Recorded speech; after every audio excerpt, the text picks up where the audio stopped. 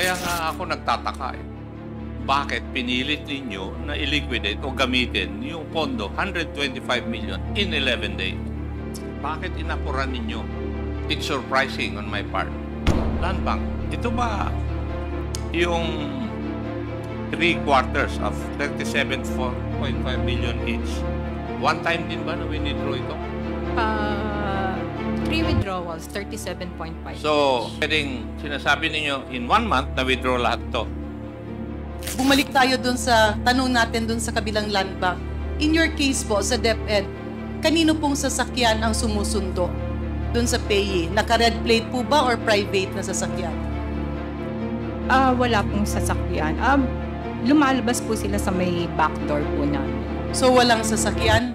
Nag-jeep lang sila pabalik ng DepEd? No, ma'am. Ang location po ng branch namin is within the compound of the DepEd. So lumalabas sila sa fire exit leading to the DepEd compound. Meron ba kayong CCTV? Meron po, Mr. Chair. Merong CCTV nandun mismo sa pag-withdraw ng pera. Yes po. CCTV yan, correct? Mukhang hindi alam ni Tony Sanchez eh. Palagay ko, Mr. Chair, medyo, ewan ko ha, parang alam nyo eh. Tony Sanchez, hindi pwedeng di nyo alam eh. Mabilis silang pumirma ng disbursement voucher para mag-issue ng cheque. Tumawag pa sila in advance sa Land Bank para siguraduhin na may pera ang bangko para withdraw yung pera. Kaso lang, wala naman silang nilalagay na aksyon para pangalagaan yung pera. Hindi nga paglalagyan ng 125 million, wala na silang pakialam kung saan nila ilalagay. To ask the Land Bank, nung nirelease yung 100, in the instance that the first 125 million was released, how long did that take, ma'am?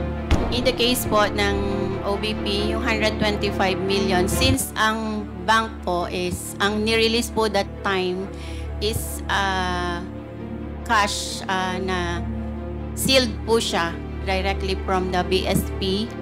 So, option po ni client na hindi na kinount since sealed po siya. Sobrang nakakagulat na balita? Grabe, Vice President Sara Duterte. Nagulat tumestigo ang Land Bank, nagulat bigla ang bangko nagsalita. Ayon sa nakalap nating impormasyon, salitang ginisa ng Kongreso ang Land Bank. Patungkol sa kung si VP Sara ang nagutos, kuhanin daw ng OVP sa bangko ang pera, apurahin daw ang confidential fund, tumestigo na ang mga bangko. Pinakita apat ng tig 125 milyong piso na bag na patayo si VP Sara. Totoo siya ang nagutos, kuhanin niyo ang Confi Fund. Galit na galit di umano ang mga congressman. Tara panoorin natin. Land Bank, as a matter of procedure, pag meron po bang mga pumapasok na tao para mag-withdraw ng ganito kalaking pera, nasa logbook nyo naman po yun, di ba?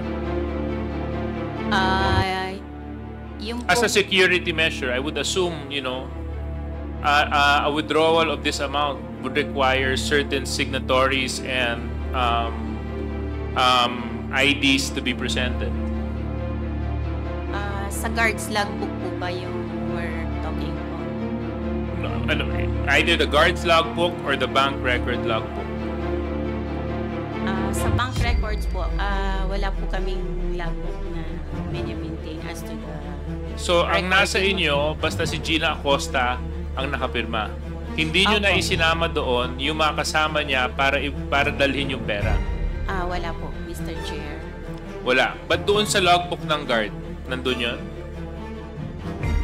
I'm not so sure, Mr. Chair. Siguro magandang malaman din natin kasi critical sa atin malaman yung mga individual. Sino po yung finance department? Yes.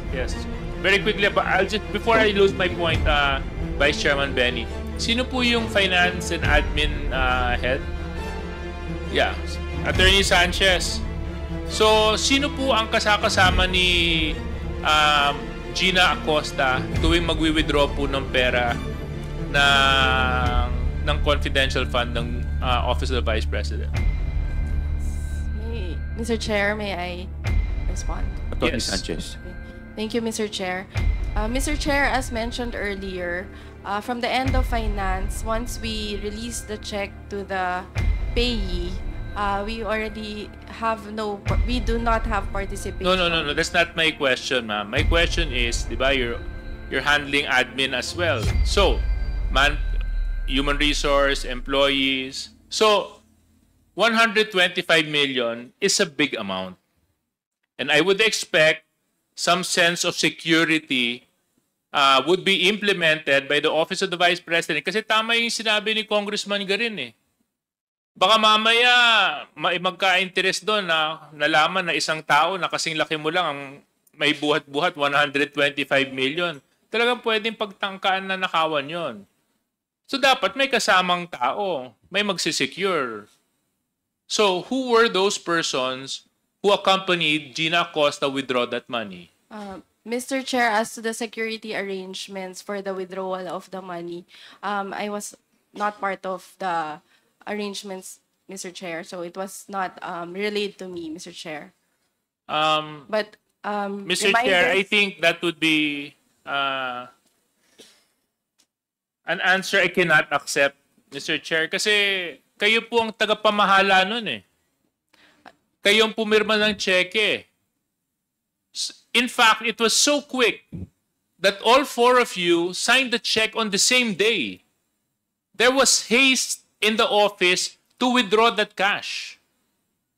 So I would expect that in the same manner, you would also secure that fund. Kasi dito nga, December 20 ba yun? Sabay-sabay yung pinirmahan yung disbursement voucher eh. Actually, nagulat nga ako, sobrang bilis ninyo eh. 3 signatory, isang araw, nagawa ninyo eh. So ipinakita nyo na minamadali nyong makuha yung pera.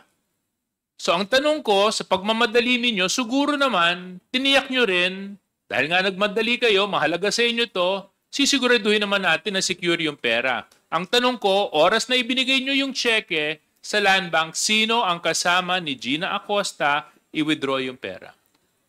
Mr. Chair, respectfully, I really have no personal knowledge as to the companions of the special disbursement. Because, Mr. Chair, this did not happen only once. It happened in December. It happened in January. It happened again, I think, sometime in April. I can be wrong. And maybe again in September. Tama ba ako? Ms. Sanchez? Parang ganun yung dates, di ba? The last one was in July, Mr. Chair. Yeah, okay. So, it happened 4 times. So, Mr. Chair, Ma'am Villa Del Rey, kayo, malalaman nyo ba kung sinong kasama ni Gina Acosta nung withdraw yung pera? Ma'am Villa Del Rey, you are recognized. Good afternoon, Mr. Chair. I'm sorry, Your Honor, I don't have knowledge po kung sino yung companion ni Ms. Gina Acosta. Kasi alam mo, Mr. Chair, ang nakakapagtaka dito sa Office of the Vice President, mabilis silang pumirma ng disbursement voucher para mag-issue ng cheque. Tumawag pa sila in advance sa Land Bank para siguraduhin na may pera ang bangko para withdraw yung pera. Kaso lang, wala naman silang nilalagay na action para pangalagaan yung pera. Ni nga paglalagyan ng 125 million, wala na silang pakialam kung saan nila ilalagay. Kasi ang sinabi ni Ms. Sanchez kanina, yung vault ay para lang sa petty cash. Sabi niya may cabinet dun, but I doubt you'll put 125 million pesos in a cabinet.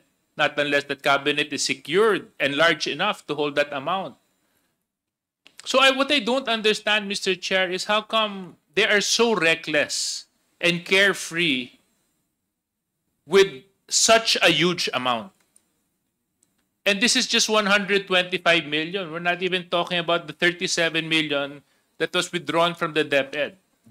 So for me, Mr. Chair, this is unacceptable. Mr. Chair, Congressman I just would Abante. like to ask a question to the Land Bank, no, in relation to the question of Congressman J.J. Suarez.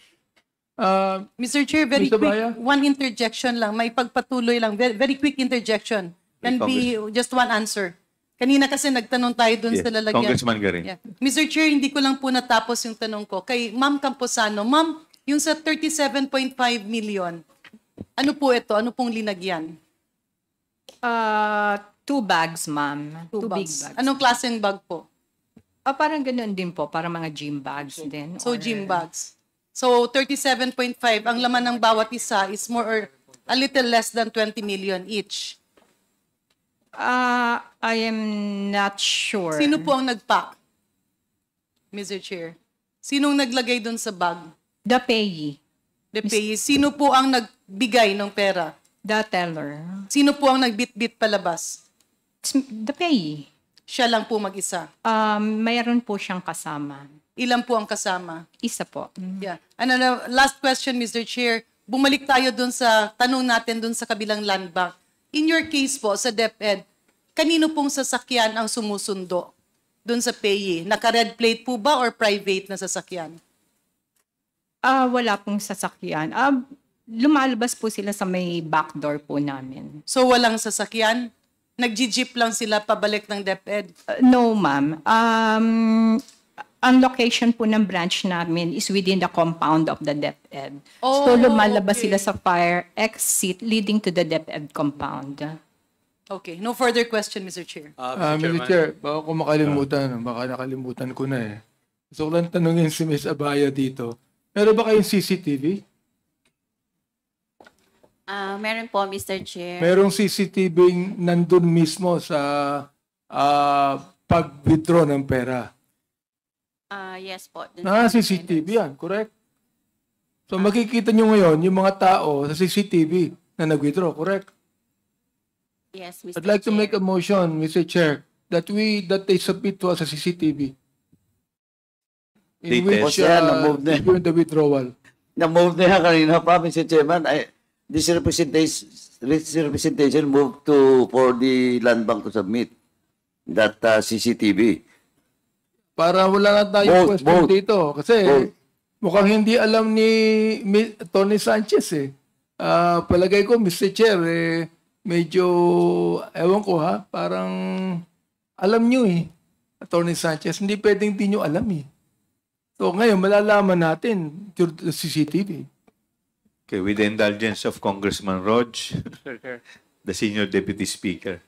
The Chair would like to recognize the Senior Deputy Speaker, Don Gonzales. Thank you, Mr. Chairman. This is interrelated with my question last hearing kay Gina Acosta at saka yung sa nagpag-end ka sa Show Boulevard. In my recollection last hearing, I asked already that the 37.5 million in cash on first and second, third quarter, in-encash po yun dun sa Land Bank DepEd compound. Tama ho ba? And my question there is, sino ang tumanggap dun sa pera pag ni-receive niya yung pera? Di ba cheque po yan, ano? Pag pina-encash mo yung cheque, ang tatanggap, sigurado kung paharda yan, siya po ang pipirma. That's my number one question. Number two question is, yung 125 million, in my recollection, pina-encash yan nung July 11 or 13. July 13, 2023, sa Show Boulevard, yung 125 million. And then the last check of 37.5, alos sabay po to, yung last check ng 37.5 million and the 125 million, sabay po yan in-encash halos sa Show Boulevard at saka doon sa DepEd branch ng Land Bank. Pangatlo po, ang address ni Mr. Paharda is walking distance only from DepEd Land Bank compound up to the residence of Mr. Paharda. My question is, sino po ang tumanggap, receive, doon sa 125 million sa Show Boulevard and the 37.5 sa DepEd compound ng Land Bank? Yun po, Mr. Chairman, that's my two questions. Tanong ko po yan last hearing, pero wala po yung cashier na sinasabi nyo. Salamat po. Miss Nenita Camposano, I recognize. With the DepEd branch, it's the payee himself who received the cash. Who is that, ma'am? Edward Paharda. Edward Paharda. Okay. Yung sa 125 million, ma'am. For the 125 million po, Miss Gina Acosta. Pwede po kaming humingi ng kopya, yung receiving copy sa bangko na ang nag-receive katunayan si Gina Acosta at si Mr. Paharda. Yes, Mr. Chair. That's all, Mr. Chairman. Okay. Mr. Chair? Yes, Congresswoman. Mr. Chair.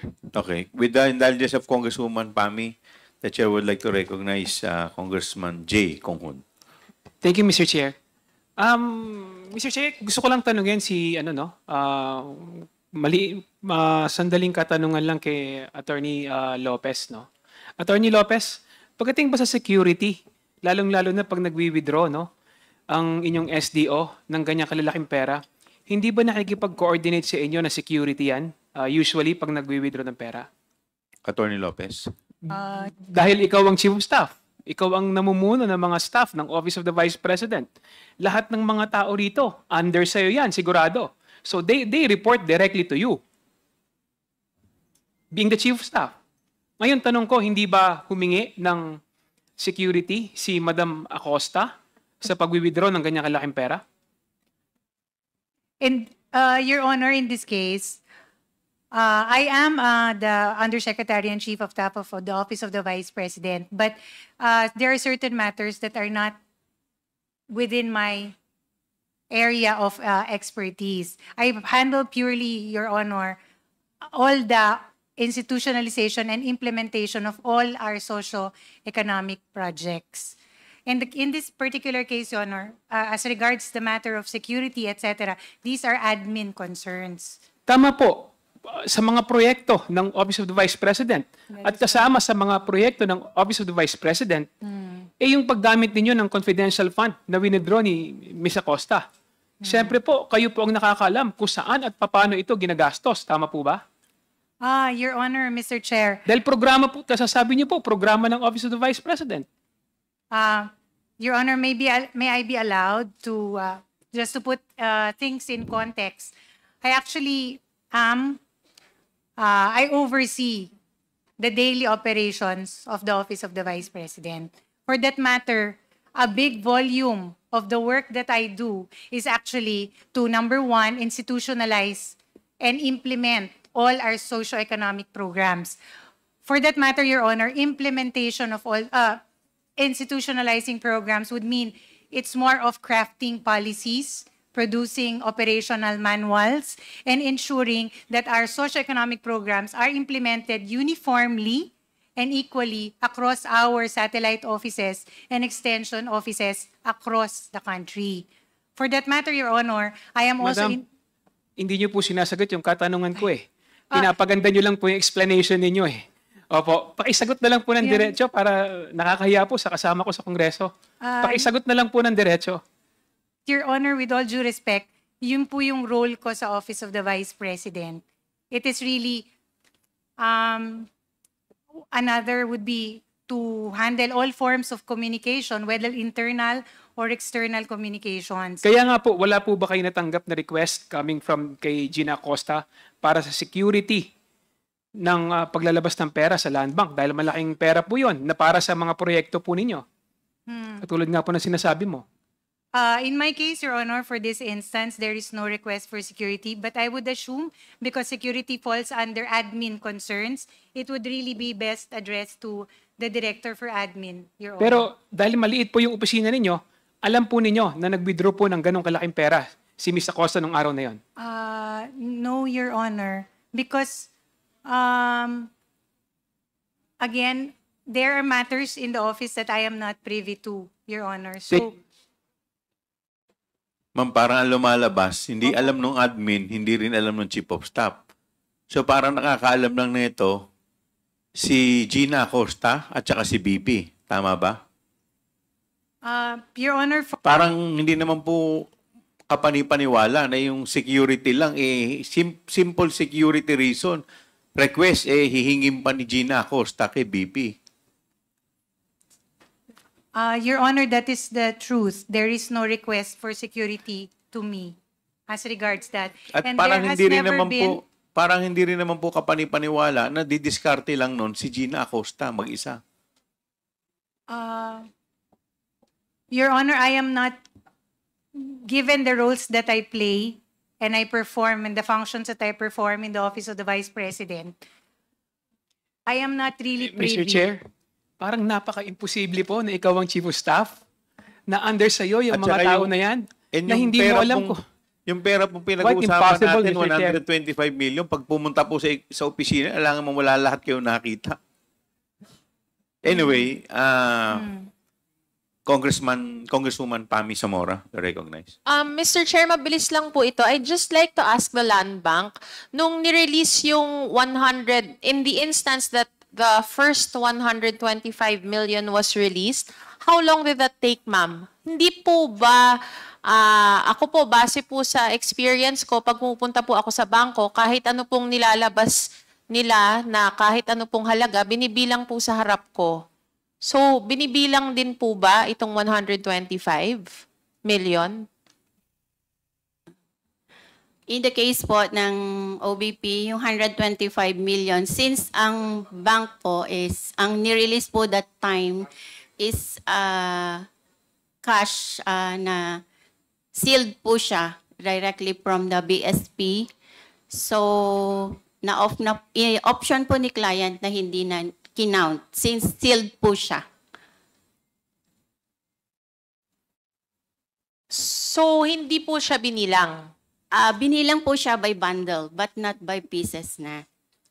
So, that's ganun lang po. Binilang, hindi na po dinaan sa money counter. Ano bang tawag doon? Machine counter, Mr. Oo, Mr. yung machine. Hindi na po. Hindi na po. And then they cannot, you said the money came in a box. Bakit po hindi na lang po tinangay yung box? Sorry, hindi po tinangay, pangit po yung pagkasabi ko. Bakit po hindi box ang dinala? Hindi ginamit. Ginamit.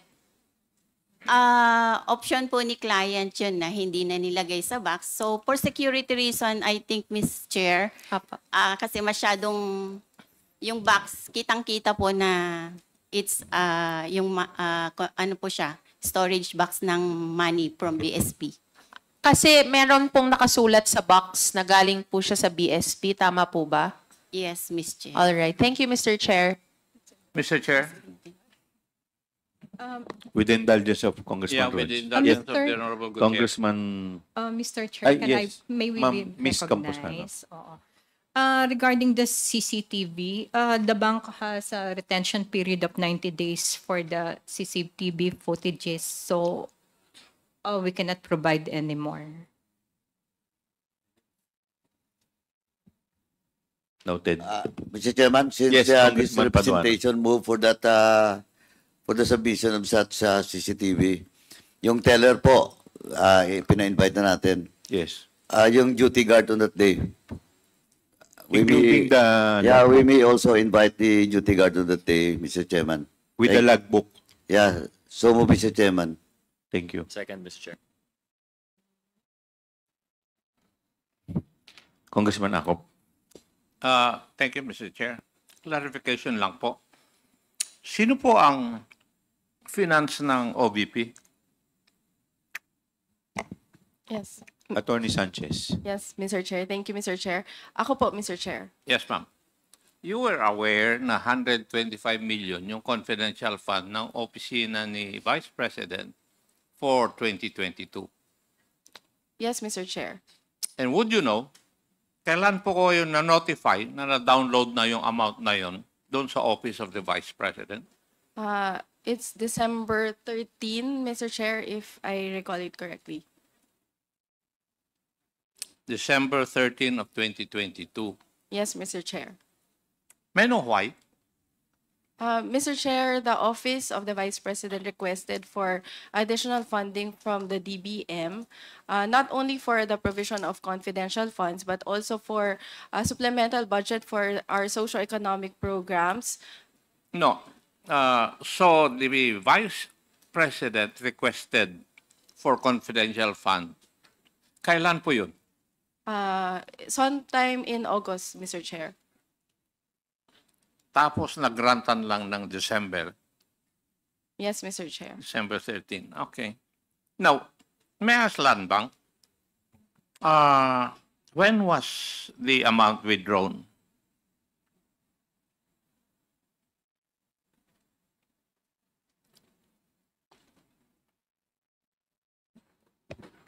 For the OBP, I think for the 2022, December 20, I think we'll check the document. December 20, 2022. 2022 for the first. One time na withdrawal. Yes, Mr. Chair. One time. Ang nag-withdraw, yung pong SDO, Special Dispersing Officer. Yes, Mr. Chair. Madam, would you know si Attorney Sanchez? Would that be correct? Yes, Mr. Chair. Yes, ma'am. Bakit ginastos nyo kagad ito nung period na yon, when in fact you would have obligated it and you would have used it in 2023? Mr. Chair, I do not have knowledge on the actual utilization, but in terms of the cash advance, Mr. Chair, there is no prohibition as to whether we can give the cash advance in 2022, Your Honor. Kayo po ang mas marunong siguro sa SDO, ba't hindi nyo na lang sinabihan when the notice of cash allocation na receive nyo ng December 13, bakit hindi nyo na lang inobligate so that it will not be returned to the National Treasury? Kung na-obligate ninyo, you can use it in 2023. Di po ba, kung titignan nyo yung budget, merong unused appropriations. Number one is unobligated appropriations. At saka number two is yung hindi na issue sa inyo.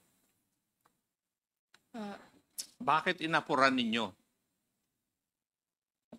Mr. Chair, for the obligation of cash of the confidential expenses, it is triggered by the issuance of the cash advance, Mr. Chair, and the documents for the request for the release of the cash advance was received by the accounting division and the budget division on December 20, Mr. Chair. Kaya nga, na-receive niya ngayon, December 13, tapos pinaspasan nyo ng pag-liquidate. Di po ba? And therefore, nagkamali-mali na yung inyong opisina na pag-liquidate. Mr. Chair, as to the issuance of the cash advance, as of the time that the cash advance was issued, we did not have information on the period that it will be used because it can be used even after December 31, Mr. Chair. Kaya ngayon nga yung katanungan ngayon December 13, nakuha nyo yung na meron ng cash for the confidential fund. The first thing that you would have done is that hindi natin magagamit itong 125 billion within 11 days. Tama? Mr. Chair, there is no requirement under the joint circular to use it within the 11-day period because it's for one quarter. Ginamit nyo nga sa liquidation ninyo. You use it for 11 days. That's why your office committed mistakes in the liquidation. Kasi inapuran nyo When in fact, pwede naman yung i-obligate yun at saka nyo na lang i-liquidate. Di po ba? Again, Mr. Chair, I would like to state for the record that I do not have knowledge on the actual utilization and disbursement from the confidential fund cash advance. I'm amazed kasi kayo in charge ng finance sa office ng OBP, you do not know this. It's surprising on my part kasi I've worked with the controllership. Kaya nga ako nagtataka Bakit pinilit ninyo na i-liquidate o gamitin yung pondo 125 million in 11 days? Something must be wrong somewhere. Di po ba? Sabihin nyo sa akin, normal ba yun? na 125 million gamitin mo in 11 days? As a finance officer. Mr. Chair, for the 125 million, I do not have personal knowledge, but Hindi. Ang tanong ko po, isagutin ninyo. Sa tingin po ninyo, being with finance, normal ba na gamitin yung 125 million in 11 days? Mr. Chair, that would Yes or no? depend, Mr. Chair, on the nature of the transactions, Mr. Chair. Are you So- trying to tell me that you could come up with transactions within 11 days, 5 of which are holidays? Mr. Chair, Pakisagot lang po. Mr. Chair, in the government, there are transactions which exceed that amount, and the payment is Like what, for can be, example? purchases, Mr. Chair, but there may be purchases, Mr. Chair, that exceed that amount, or payment for other transactions, Mr. Chair, like In the office of the OVP, anong transaction na ganun? in the OVP, Your Honor, wala po kaming ganun transaction. Kaya huwag mo akong pagsabihan ng ganun, Iha. Kasi, you're coming up with stories or events na wala kang ebidensya. You're a lawyer, right? Yes, And Mr. you Chair. say something, hihingan kita ng ebidensya. Wala kang may pakita sa akin eh. Yes, Mr. Chair. That's why early on I stated for the record, Hindi, Mr. Chair. pero for a finance officer, you do not know na it is unusual for you to use 125 million in 11 days, 5 of which are holidays. Ako, naging controller ako, alam ko na imposible. Kaya ang ginagawa ng amin ay ino-obligate namin para magamit namin sa next year. At may liquidate namin na tama. Hindi yung ginawa po ninyo. Diba? Attorney, if you're really well-versed sa finance, dapat alam mo yun. Mr. Chair, again, for the confidential expenses and the handling of the confidential fund, cash advance for confidential fund, hindi po ako involved sa process, Mr. Chair. Okay. Thank you. For the confidential fund of DepEd, Land Bank, ito ba yung 3/4 of 37.5 million each? One time din ba na winidraw ito? 3 withdrawals, 37.5. So, ano yun? Every quarter? I will check our records, sir. I cannot remember anymore. So, pwedeng sinasabi ninyo, in 1 month, na-withdraw lahat to. Ngayon, ikaw, bilang Pilipino, ano ang masasabi mo at reaksyon sa balitang ito? Mag-iwan ka ng komento sa ibaba at atin pong babasahin isa-isa.